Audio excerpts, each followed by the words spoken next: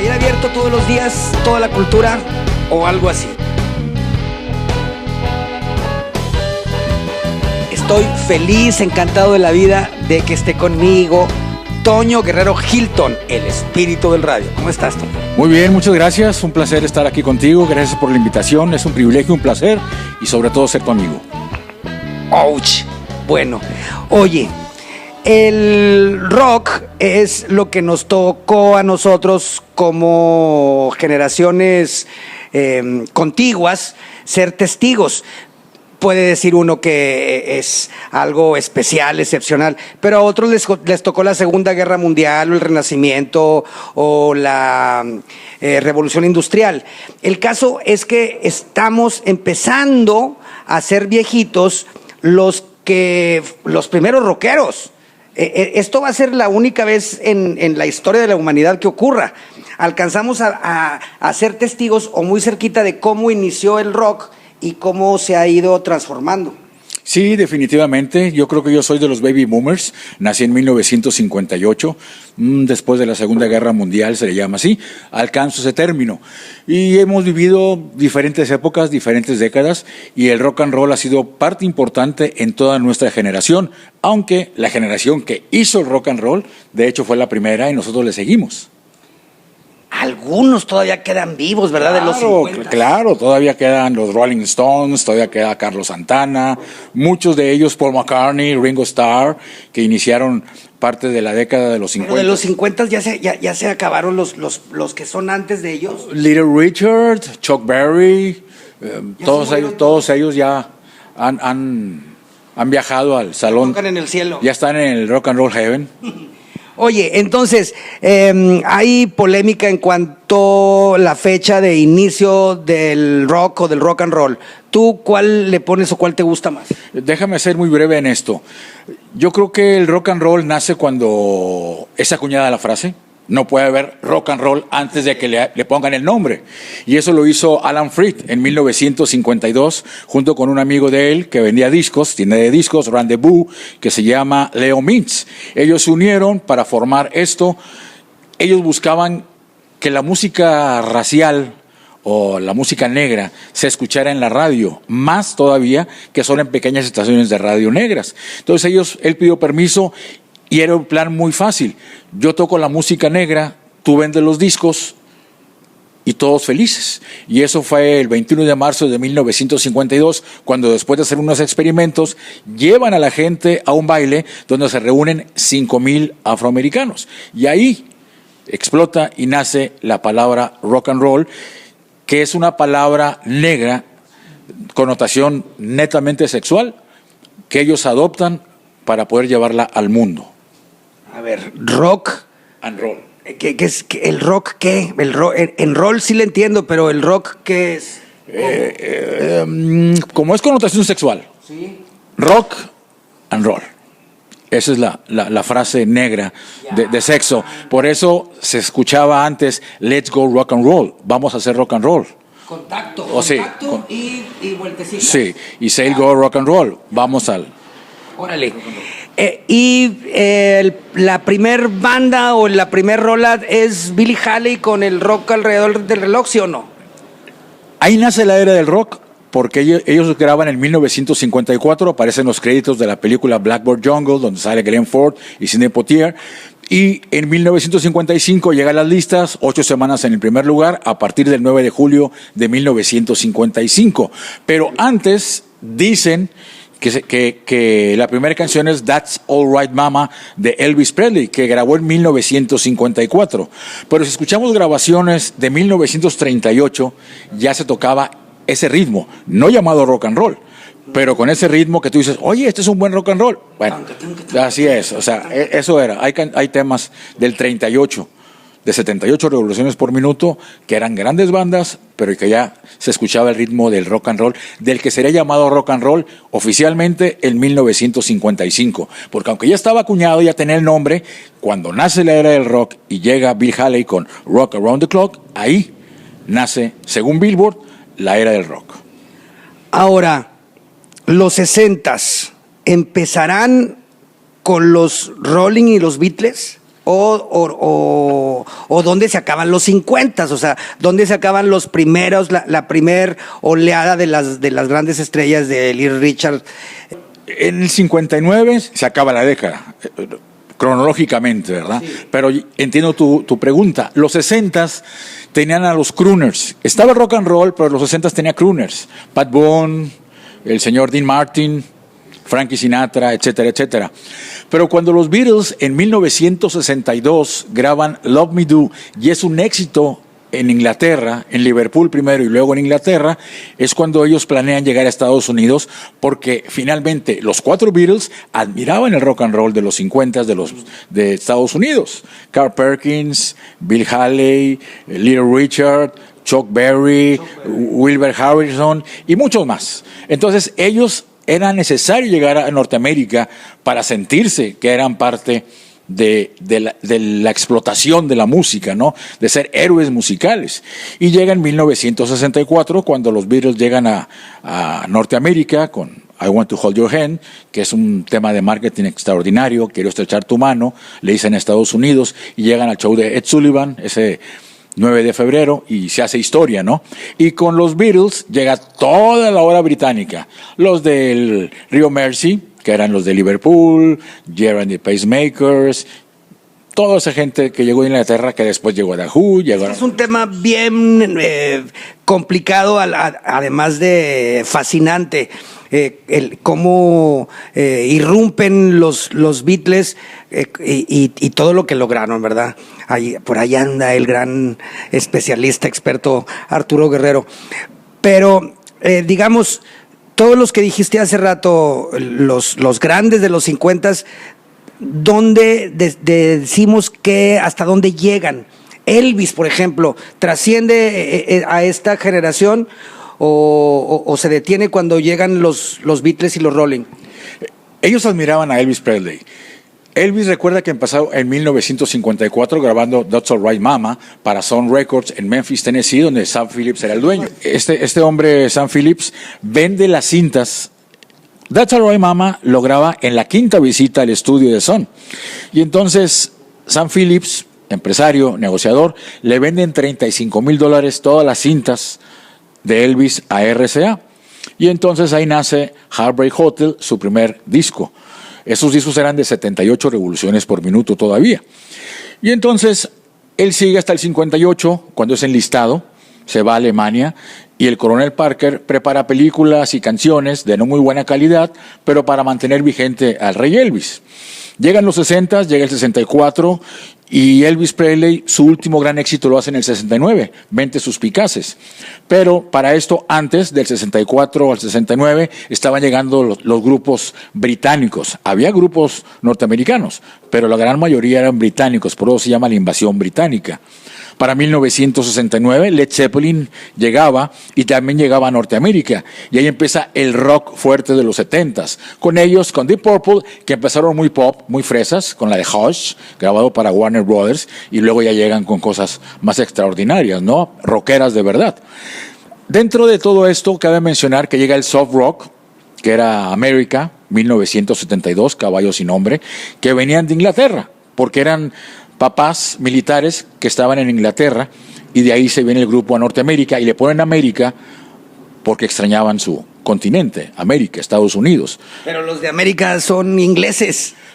Uno de ellos es inglés y 2 son norteamericanos, porque, insisto, estaban con las reservas militares allá en Inglaterra, y entonces uno de ellos nace allá y 2 nacen en Estados Unidos. Por eso la de Ventura Highway y cosas de esas de California. Y todos están basados en California, su tierra. A mí me faltó decir tal vez que lo que yo intentaba como tema es hablar de qué es la década de los 50, la década de los 60, 70, 80 en el rock o en la historia del rock. Es un tema demasiado largo y lo podemos tratar a detalle luego si tienes tiempo, mi querido Toño. Por supuesto. Pero entonces estamos de acuerdo más o menos en que aquellos primeros rock and rolleros son los de los 50, en los 60 es tal vez la época de oro con los Rolling y los Beatles al principio y un montón, pues yo creo que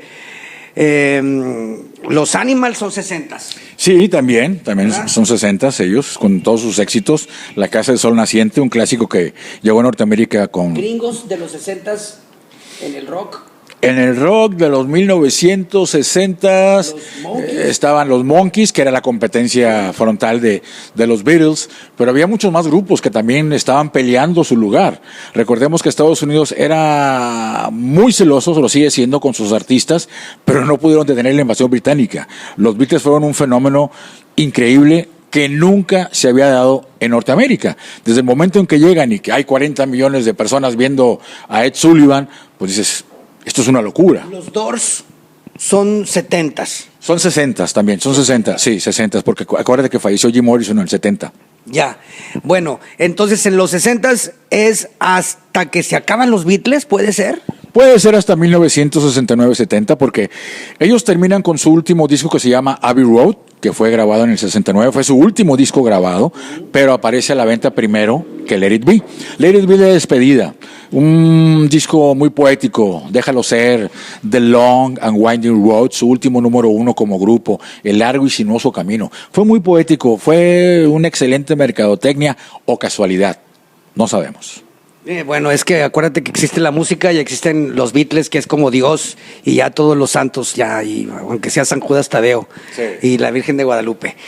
Oye, y entonces los 70s puede ser también como casualidad, aunque al cabo no es examen para entrar a Oxford o a Cambridge, cuando están Led Zeppelin y Deep Purple, puede ser. Sí. Y surge como el árbol de la psicodelia, digo, el progresivo y el heavy. ¿Podría ser rock, que ahí todo empiezan eso. los 70s? Sí, podemos llamarlo así, pero te digo... También 71, 72, ¿verdad? Sí, porque América es 72, pero también había música negra. Soft, como dices tú, aparte. El soft rock. Pero, por ejemplo, el soul en 1971 era muy importante porque hay un disco emblemático que se llama What's Going On, de Marvin Gaye, de la compañía Tamla, que es subsidiaria de la Motown. Entonces fue el primer disco que se hizo en un solo tiro y con problemas que eran muy actuales. La guerra de Vietnam, What's Going On, Mercy, Mercy Me, cosas importantes. Entonces, el rock sí tenía su camino, pero el rhythm and blues iba creciendo. Recordemos que en los 60 la compañía Motown era el sonido de la joven América, la música bailable, la contraparte de lo que era la música de rock, era la música de soul, de rhythm and blues, de la Motown. Ay, híjole, este vato, ¿cuánto sabe? ¿En serio? Es una enciclopedia. Oye, pero un pequeño comentario de los Bee Gees, que brincan la década, están en los 60s y 70s y 80s y casi 90s también. Sí están en los 90s. Y Neil Diamond, tú. Neil Diamond no tiene nada que ver con el rock, ¿o sí? Estaba dentro de la era del rock. La era del rock nace cuando llega Bill Haley, el 9 de julio de 1955, y se dice que es hasta nuestros días, según la revista Billboard, que es la mamá de todas las revistas, porque aparte las compró todas, ¿no? Se quedó con ellos solos, y ellos empezaron en los 1894. Es la revista más antigua que no era de música, era una gaceta agropecuaria que utilizaba esta gaceta para anunciar los circos, pero tenían su sección musical desde el principio, y en un momento dado se dieron cuenta que era más importante la música, y fue cuando nacieron. La estadística real nace en Billboard. En México, por desgracia, no sabemos en qué mes pegó el señor Agustín Lara con María Bonita, no sabemos cuándo Emanuel presentó Al Final, la fecha exacta no. Y los gringos tienen todo en estadística. Es el béisbol casi. Así de fácil. El fútbol americano, todos los deportes. Es un gran compositor, Neil Diamond, ¿verdad? Incluso para rockeros. Él hizo canciones para los Monkees. Ya. Y a los Bee Gees, ¿dónde los pones? Los Bee Gees empezaron en los 60s, recordemos que se fueron a Australia porque su papá necesitaba trabajar para mantener a todos los hermanos, los 4 hermanos Gibb y su hermana. Y entonces ellos empiezan a hacer cosas allá. Se vienen a Inglaterra y están con la compañía Atco, donde Robert Stewart era el director de artistas y repertorio, y donde los Bee Gees hacen grandes éxitos, Palabras, Yo-Yo y algunas cosas más. Así es, los 60s. Y entonces Robert Stewart quiere venirse a Norteamérica y quiere hacer su propia compañía de discos. Él se va a Japón, le regalan una vaquita color rojo y lo adopta como la marca de la compañía y le pone RSO, que significa Robert Stewart Organization. Y le dice a los Bee Gees, vénganse conmigo, y se vienen a Norteamérica, y en 1974 de los primeros discos que sacan es Eric Clapton, I Shot the Sheriff. Se trajo a Eric Clapton, a Yvonne Elliman, a los Bee Gees, entre otros artistas, y luego contrató muchos aquí en Norteamérica.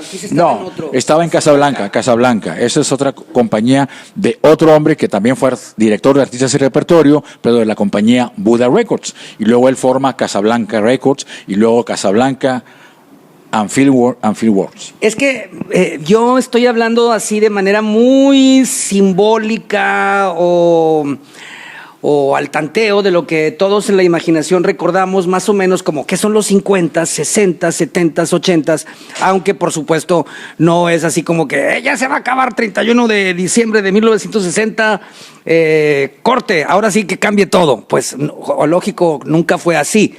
Hay, por ejemplo, grupos que trascienden las décadas o que están en medio, como los Bee Gees o como U2, ¿verdad? Que empezó en los 80s y dominó los 90s. Sí, son grupos emblemáticos. U2 es un grupo muy importante de los 80s que hizo estrago en los 90s, como lo fue Duran Duran, que venían de Inglaterra también. ¿Dónde se acaban los 70s y dónde empiezan los 80s, más o menos según tú?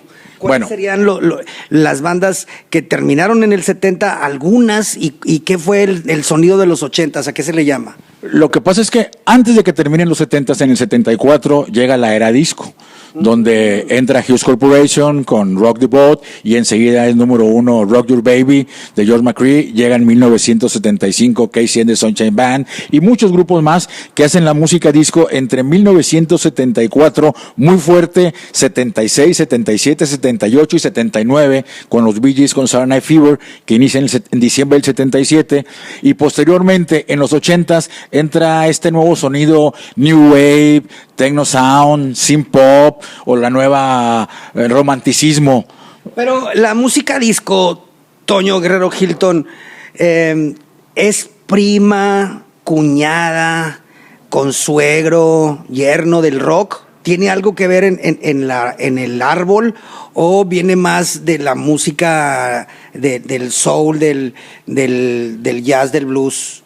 Del blues, del rhythm and blues o del funky, ¿cómo está la onda ahí? Aquí podríamos llegar a una controversia, pero mi punto de vista muy personal es que viene del jazz junto con el sonido rhythm and blues, que es el sonido de la Motown.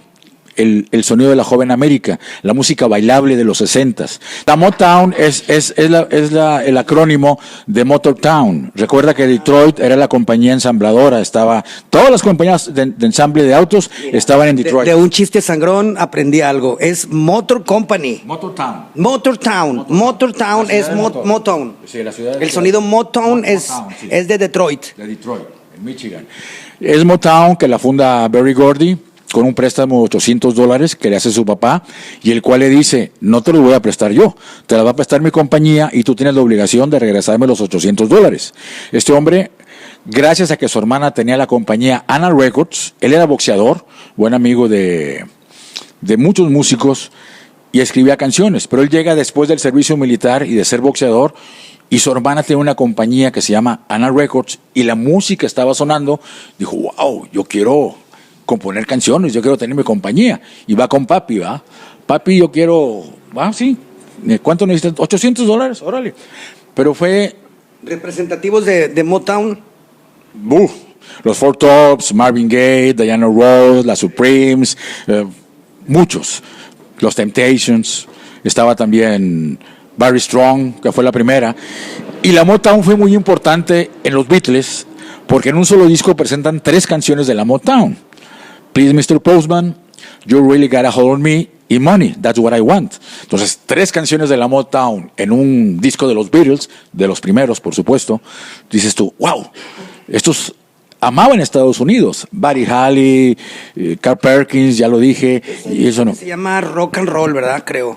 ¿El de los Beatles? Sí. No, Rock and Roll es una compilación, ese disco es una compilación de canciones de rock de los Beatles, que aparece ya en los 70s. Ese disco fue... ¿Cuál fue, Arturo? ¿El de I Met the Beatles, donde venían las 3 canciones de la Motown? With the Beatles, with the Beatles. Yo sabía que algo de Beatles. Sí. With the Beatles. Ya vienen 3 canciones de la Motown. Pero también, ahí viene Kansas City también, de Wilbur Harrison. No, viene en el otro. Beatles for Sale, sí.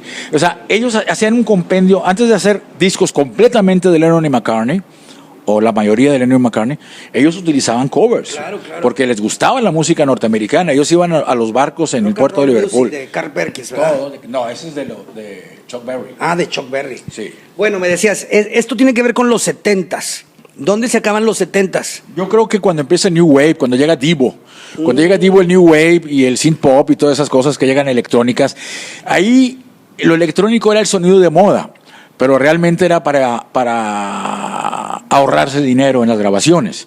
Con un solo teclado me quito al bajista y me quito a los pitos y cosas de esas, ¿no? Era buena música, pero finalmente... También como una síntesis o una simplificación de la música del progresivo. Que me quería hacer espacial, pero ahora así como que... Esto era más sencillito. comercial, sí. ¿Verdad? Porque si escuchamos Smoke on the Water con Don't You Want Me Baby de Human League, pues son diferentes. Las dos sí son fuertes, pero acá estábamos más en el techno. Te digo, salieron muchos grupos con techno. Conocimos en México que llegó Mecano de España y Nacho Cano con teclados hacia todos los sonidos. Fíjate, Toño, que se me acaba de ocurrir que efectivamente esto de las décadas, de cómo entendemos el tiempo y nuestra propia historia, sí tiene que ver con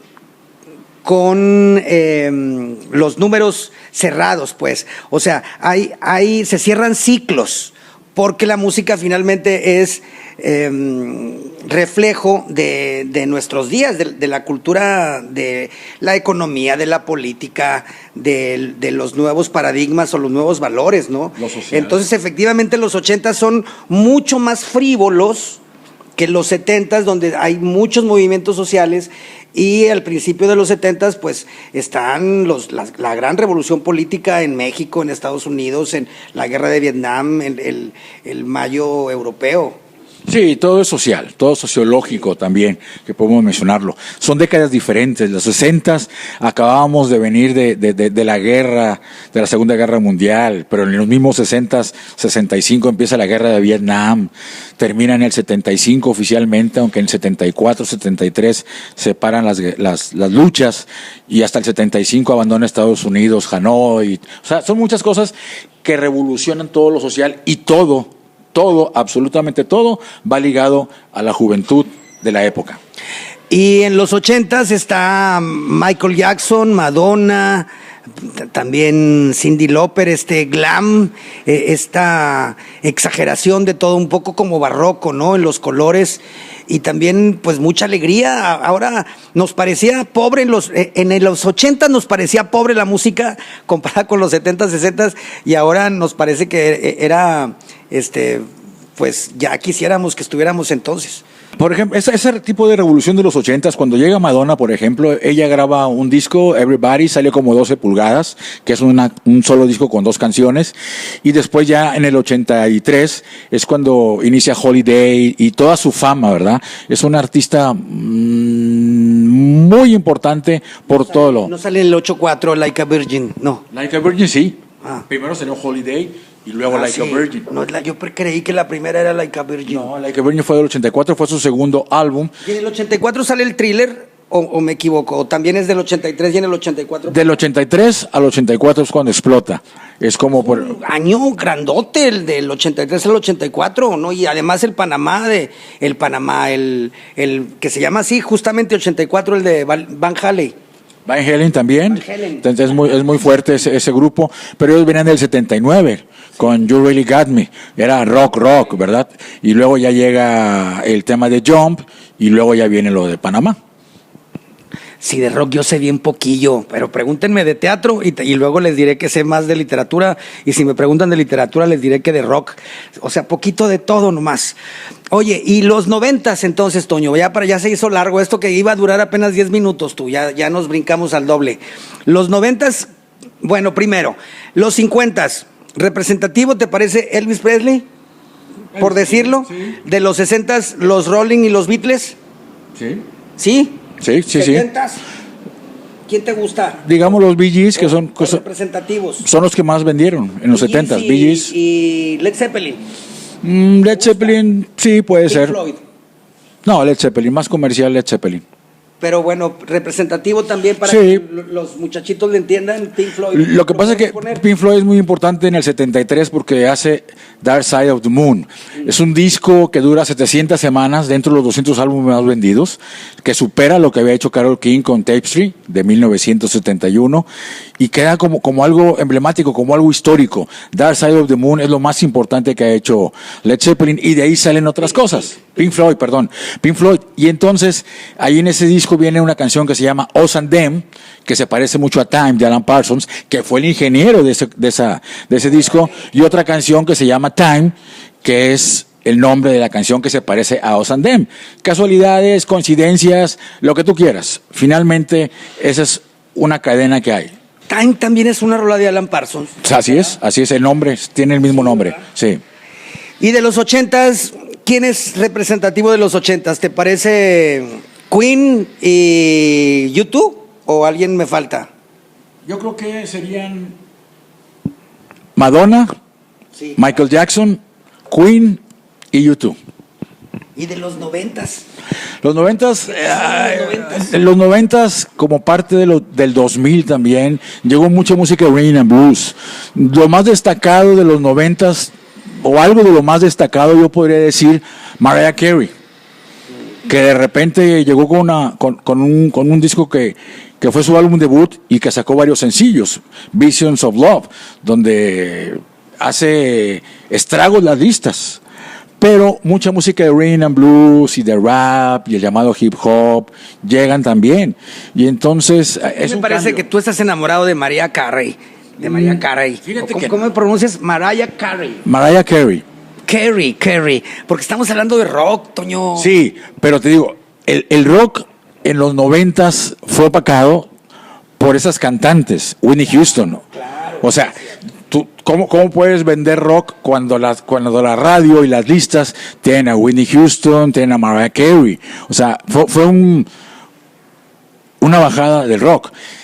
Hay muchos discos que se compraban, pero por ejemplo, los Judas, los Iron Maiden, eran grupos no radiales. A mí me gusta el rock y estoy buscando qué hay de rock. Este grupo Iron Maiden, a ver a qué suena. Lo compro. Pero no estaba promocionado por la radio. Ya. Recordemos que la radio es la que imponía a los artistas, ¿no? Y luego ya se vuelve todo un merequetengue, ¿no? Como que de todas maneras ya hay sobrevive un mercado retro ya. Entonces estamos los clavados o fieles a U2 y a los Rolling, que hacen giras y giras también en los 90s. Pero a el rock, como está ligado, como habíamos dicho, a los movimientos sociales o políticos, como por supuesto el gran ejemplo Bob Dylan en los 60s y toda la historia, premio Nobel. Entonces como que decayó, como que ya no fue la música más popular en el mundo. ¿Así lo estás diciendo? Acuérdate que estamos hablando de la juventud. Sí. Los 60s éramos jóvenes, los 70s, la juventud de esa época, comprábamos discos como locos. Ahorita ya no compran discos. Esa generación, esa nueva generación que está, ya no compra discos. Tiene el Spotify, tiene el iTunes, tiene sus USBs y a los 3 meses se aburre, los borra y usa otros. Nosotros en los 60s, en los 70s, en los 80s, incluso en los 90s, tenemos artistas preferidos, tocábamos discos y los seguimos escuchando. ¿Por qué? Porque ya no somos los jóvenes de la nueva generación. ¿Qué pasaba con nosotros en los 60s, 70s? Mi mamá escuchaba ópera, otras mamás escuchaban a los Tres Haces, otras a la Sonora Santanera, y antes los abuelos usaban las grandes bandas como distracción. Entonces, la música, la venta de discos siempre ha estado ligada a la juventud de esa generación. ¿Y Radiohead y Coldplay? Todos ellos llegaron a rescatar, pero acuérdate que los metieron en algo que le llaman rock alternativo, o el grunge como Nirvana, como Pearl Jam y cosas de... Era rock, es rock, pero era nueva generación. Entonces, como que la industria ha buscado siempre nombres que hablen de evolución, que es un nuevo ritmo. El rock and roll es el rock and roll. Está basado en una guitarra, en un bajo y en una batería. Pero rhythm and blues también, y el jazz también. Entonces, los géneros los ponen los expertos, ¿no? Pero para nosotros es música. Claro, y hay una historia sentimental detrás de todo esto. Romántica. Sí, platicamos para que usted se acuerde y opine. Gracias, Toño Guerrero Hilton. Gracias a ti, es un placer, un privilegio. Agradezco tu invitación. Esto es así como que hablamos de todo y a grandes saltos. Luego ya lo desmenuzamos porque nos faltó hablar de ABBA. El grupo ABBA, que fue en un momento dado donde más dinero entraba a su país por su venta de discos, fueron un grupo importante. A mí me gustan mucho los Pixies y Styx. También son buenos, que son muy diferentes, ¿verdad? Styx es un camino rock and rollero de Chicago, Illinois, y los Pixies son otra cosa. Pero también se derivan muchos otros grupos, ¿verdad? Que llegaron a sonar, a veces con una sola canción, y con eso viven. Es que tienen X, por eso me gustan. Pixies, Styx. Todos los que tengan X me gustan. Bueno, adiós, gracias. Hasta luego. Hasta la otra. Bye.